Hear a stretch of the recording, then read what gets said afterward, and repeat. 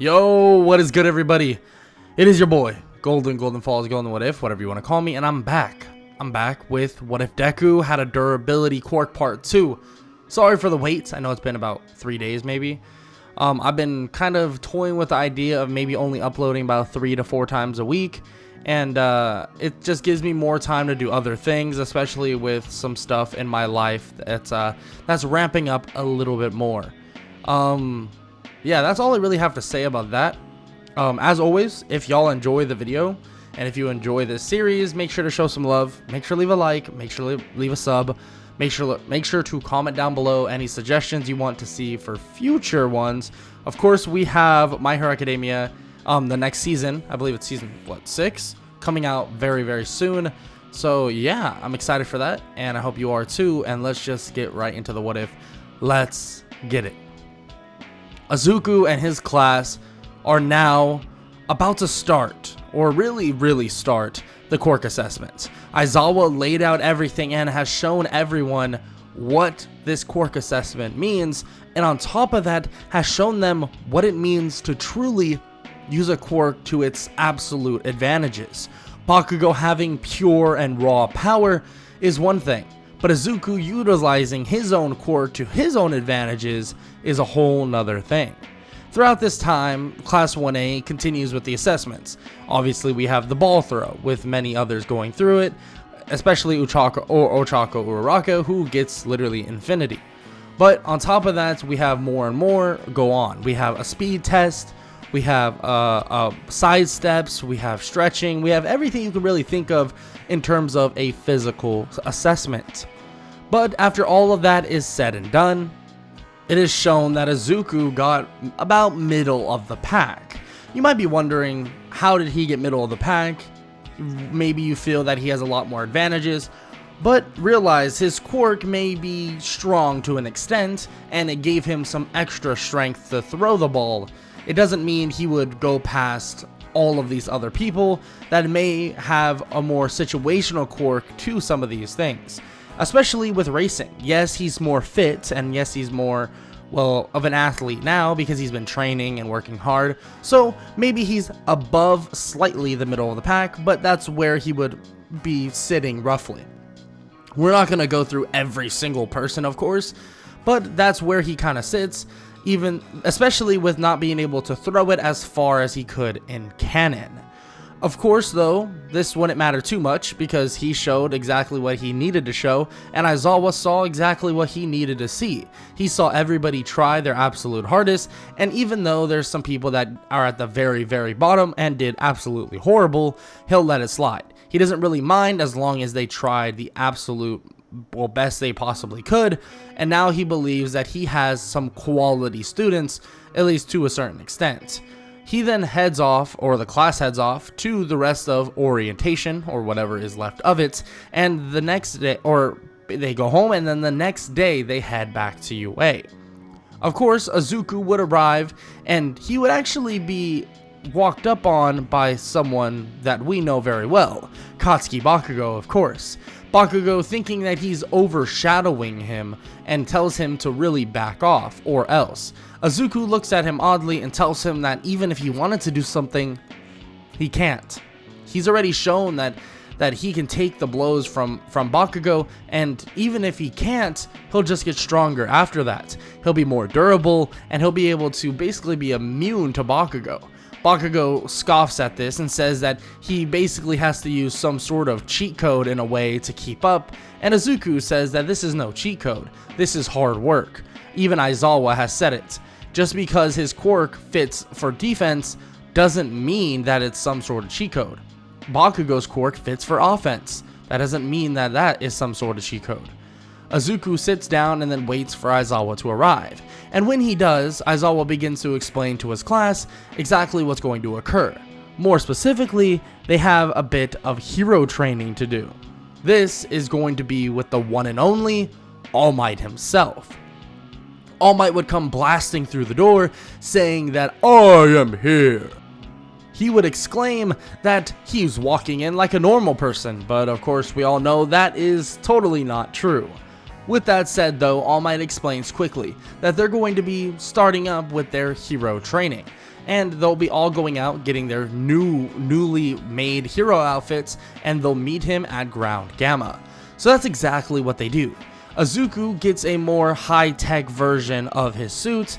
Of course, he does have the same type of schematics of his original suit that he would want in the first place, but frankly, it would just be more durable. He wouldn't really have sleeves and maybe even be similar to something like Kirishima's because, well, frankly, it's about his whole quirk is durability. There's no reason to even cover up his skin. So he then heads out, and he's actually caught up by Kirishima himself, in which Kirishima is impressed with the whole quirk that he uses, and even says that they have such a similar quirk, and he would love to train with him sometime. Maybe it's more of like an iron meets iron, or a rock meets rock type of training, and Izuku thinks this is a great idea, agreeing to doing this especially after school, and just trying to train as much as possible. He does feel like it would be more of like a steel meets steel, and basically sharpening steel on steel, and he thinks this is a fantastic idea. Of course, they look at each other's hero outfits, Izuku being more of a green color, but also having aspects of his favorite people like All Might and Fat Gum, but Kirishima having the same one as in canon. Kirishima can also see that Izuku is absolutely shredded, asking about his workout regimen, and Izuku says he doesn't even want to know. He's been going through more and more workouts that he's seen from karate classes and MMA classes and anything you can literally see, and he's just combined all of that to make it as efficient as possible. In which Kirishima is pretty shocked to hear. That just sounds horrible. But he'll definitely have to get on that if he can look as shredded as Izuku. It might even help his quirk out a good bit. Izuku thinks it's a great idea. Of course, they eventually reach All Might, and All Might begins speaking with all of them, and he actually goes up and speaks with Izuku, asking if he can speak with him after the class. Of course, Izuku says that's great. Yeah, he would love to speak with him after class. He has some questions for himself as well. And All Might says that sounds great. He's heard about his success, and obviously his success in the entrance exam. He's the one that did deliver the news, and he just wants to speak with him about his quirk. He thinks that it's pretty special. It might be similar to Kirishima's, but it's weirdly adaptive, and there's no real physical tell on what it is. And he wonders if he knows the man by the name of Fat Gum. And of course Izuku says he does. And he says that it's very similar to his, but Fat Gum, it restricts his mobility.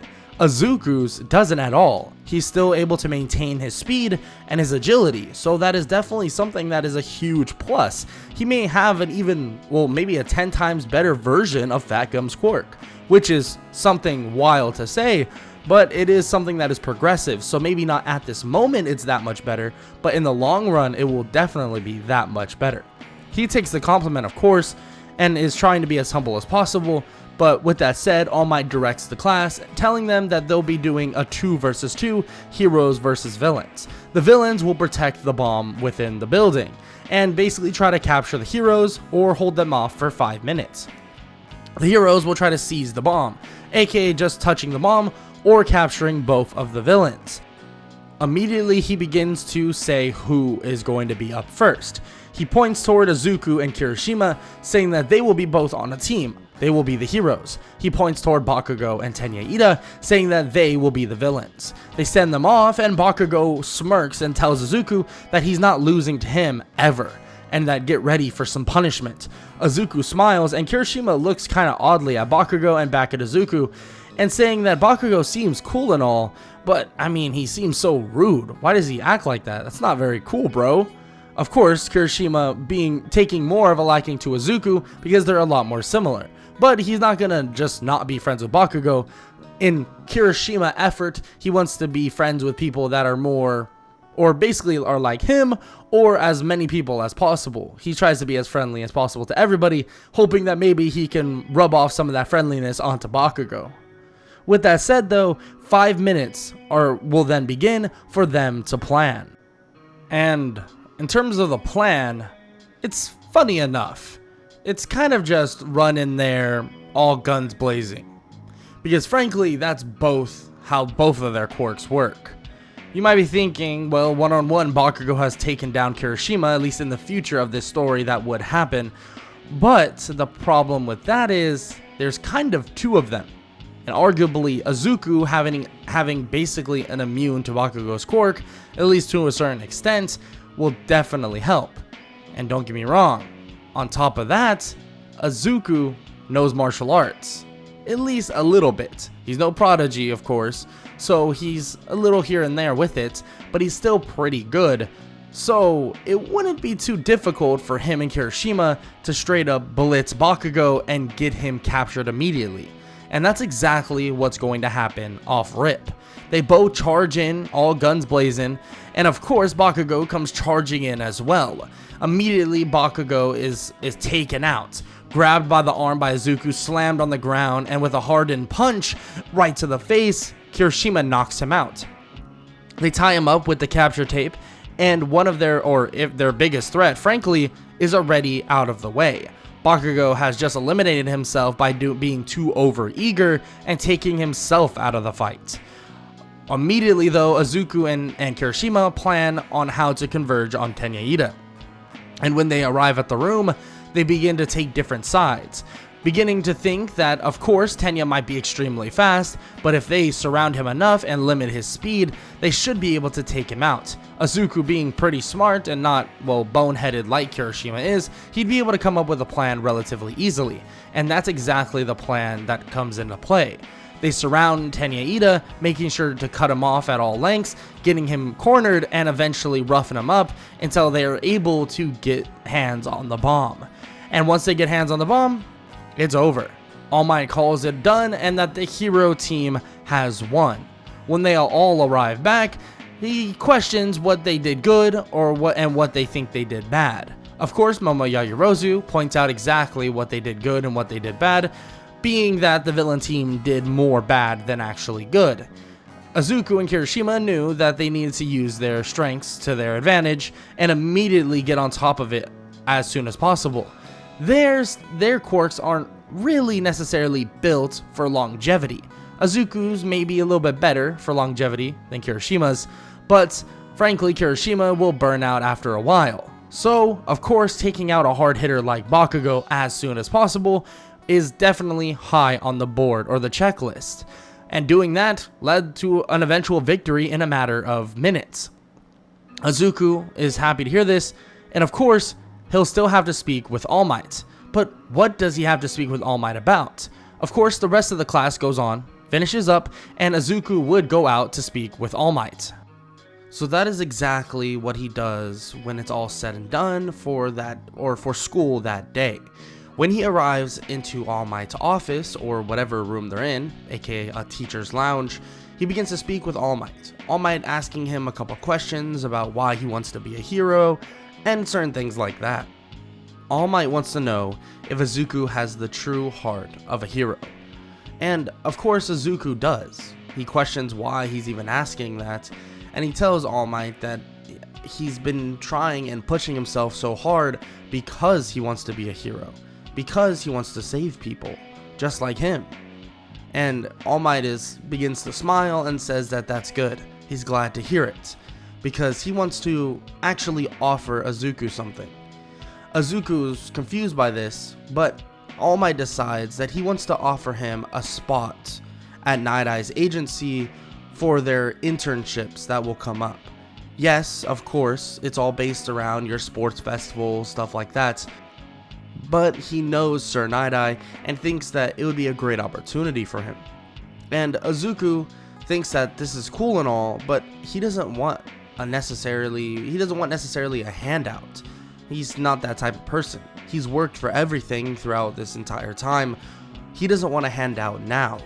Actually, he did want to go, and his eyes were set on Fat Gum. Of course, this would be perfect for his quirk, but he knew that he needed to put in the work to make sure that he could get that offer. After All Might hears this, he's convinced that Izuku is definitely pure-hearted. He's exactly what he would have wanted for someone to take on One For All. But unfortunately, he's already given it away. Of course, One For All would have been given to Mirio at this point, but Izuku is going to be informed of One For All and what it is and why he wants him to go with Sir Night Eye. All Might even admits that maybe Izuku would have been the perfect person for One For All. And obviously he would explain exactly what One For All is and who he gave it to, saying that Izuku would have been perfect. His quirk would have been a perfect style for One For All, but things happen for a reason. Maybe there's an overlying reason for, well, Izuku not getting One For All. Nonetheless, Izuku knows that he'll have to work hard no matter what. He's always had this philosophy, and maybe One For All would have made things easier in the long run, but who cares? He's been working hard this far. He's going to continue pushing himself to make sure that he can be the best hero he possibly can be. After the day is said and done, Izuku heads home, speaks with his mother a little bit, but obviously not talking about One For All. He then would arrive back at school the next day for their next session of training, and this would be at the USJ. The USJ is basically a facility for rescue training, and Aizawa explains it in that way. Aizawa tells them that they'll be heading over via bus in a matter of minutes, so to not get too comfortable that they'll be leaving like right now. They begin to head out to the buses, they're picked up, and they begin to head over to the USJ. During this time, they have about maybe 10 minutes of downtime, and they begin to speak with each other about who they think has the best and most powerful quirk. Many think it's Todoroki, some think it's Bakugo, and some think it's, well, Izuku. I mean, after what Izuku did to Bakugo, and after what Kirishima and him were able to basically do during the training session, it's hard to deny how strong Izuku's quirk is. But at the same time, they all know that Izuku's quirk is that strong because of the hard work he puts in and the punishment he's taken throughout the years. That's literally how his quirk works in terms of durability. And everyone is still basically conversating over this, as Aizawa tells them all to be quiet because they're about to arrive. They all head out the bus, and they look at the USJ to be this giant, massive facility. They walk in and they're greeted by Pro Hero 13. Ochaka Uraraka, who is excited as heck to see Pro Hero 13, being that she is her favorite hero. Everyone begins to question or ask questions about her or about Pro Hero 13. But this would lead into the explanation of the USJ and so on and so forth. But something would be brewing right in the middle of the USJ, and that is a villain attack. Shigaraki and the League of Villains begin to walk through a portal. Everybody is confused and not knowing what's even going on, but Izuku looks on in complete shock. The villains begin to pour out, and of course, this is a terrible sight to see. Izuku questions what they even should do, but quicker than he can possibly imagine, they're gone. A portal absorbs or basically contains all of them, especially after Kirishima and Bakugo try to jump in harm's way. Kind of stupid of them to do so, but still, they're absorbed by this so-called portal and sent off somewhere else. Izuku finds himself in a broken down area. This area seems to be just littered with villains, but it's just like a burning down city. He walks around pretty normally, and villains begin to try and attack him, but let's just say none of these villains can really keep up with Izuku.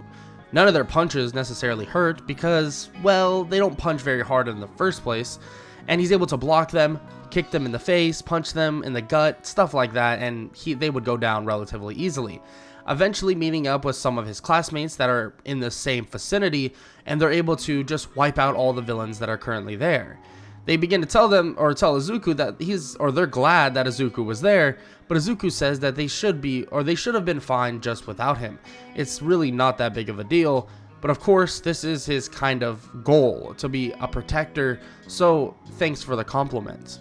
Izuku would then begin to head out the city, defeating villain after villain. Izuku would finally arrive exactly where he needed to be. Immediately, Izuku sees Shigaraki, Kurogiri, and many others sitting there while they're watching Aizawa take out all of the minor villains. Izuku would eventually jump in, helping Aizawa, but Aizawa would tell him that he needs to get out of there. He needs to go up to where Pro Hero 13 is and the rest of the students and just work together and stay safe. Izuku ignores this slightly, saying that he'll help clean up here and then he'll go up and allow Aizawa to do pro hero work. Aizawa shakes his head but just agrees to the fact. As Izuku cleans up the rest of the villains with him, there's one major problem. Actually, more like two. Shigaraki may be a major problem, but this giant monster headed toward them is probably worse. A Nomu has now come out of a portal, charging toward Aizawa, about to land a punch on his face. But just as that occurs, Izuku would jump in front of him, taking the blow himself and kicking Aizawa out of the way. He would slam into the wall and feel his bones cracking, as if that whole shockwave of a punch did extreme amounts of damage to him. Izuku slowly but surely begins to black out, but he struggles to stay awake. He struggles to his feet, and he can feel his bones reconvening and realigning. He hurts, aches, but he realizes something, that if he doesn't take the blows himself, well, everyone else may just die. The Nomu comes charging back at Aizawa, going to kill him by the orders of Shigaraki, but Izuku steps in front of Aizawa once again, taking the blow himself. But this time, he grounds his feet, and he only slides back about 3 to 5 feet. The Nomu lands another punch to Izuku, over and over and over again. Shockwaves itself begin to just get thrown around on Izuku's body. His arms, his chest, his rib cage, everything begins to ache like all hell, as if he was literally on fire. Izuku can feel this pain, but doesn't care. He stands there anyways, making sure that Aizawa is okay. Aizawa then immediately would jump out of the way, grabbing Izuku with his scarf, throwing him up. As they are able to get away from the Nomu at this time and temporarily, and just as Aizawa thinks that the Nomu is going to start charging at them once again, the door swings open and a big human being jumps in front of all of them. It's All Might. All Might has now finally arrived, and it's time for him to take over. He charges toward the Nomu, and they begin to go blow for blow. Izuku slowly but surely is able to stand on his feet, but collapses once again, realizing that his body must be at its limits because it might have defended against itself, but it absorbed too much damage at one time. This would then lead to All Might eventually getting the Nomu sort of on the ropes, launching it out of the USJ, but using and expelling so much power that he begins to emit smoke. He threatens Shigaraki, but all this is just a bluff.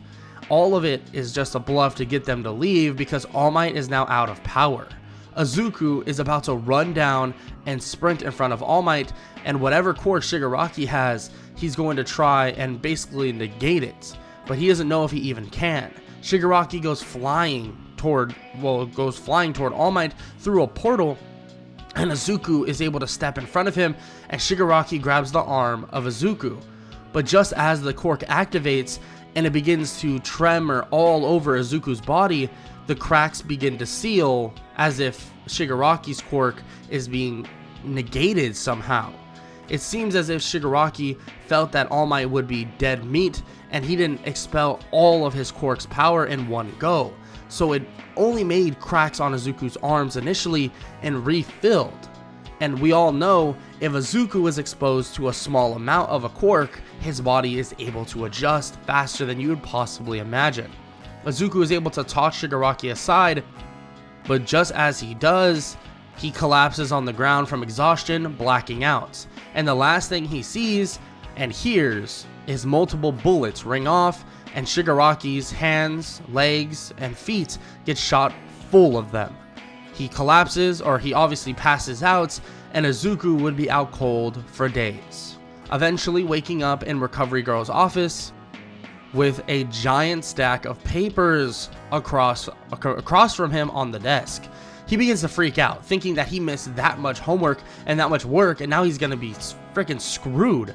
But of course, that's not actually the case. It's been a while since he's been awake, but it hasn't been that long. He did miss the sports festival, which would have been days after the USJ, and unfortunately Izuku would not have been able to participate because he was kind of out cold. But still, he has a packet on that desk that's in front of him for a reason. Recovery Girl would come in and explain exactly what that packet is, and she would explain that those are all the agencies that basically have offered him. They've all heard about what occurred, or at least they were told to keep it off the record so that Izuku wouldn't get into too much trouble, or any of them really would. So they were able to offer Izuku even though he didn't go to the sports festival, which is actually great. Izuku looks at his list and there's a ton of people, and he's going to end up having to make a really hard decision, and that is with the two agencies he's looking at.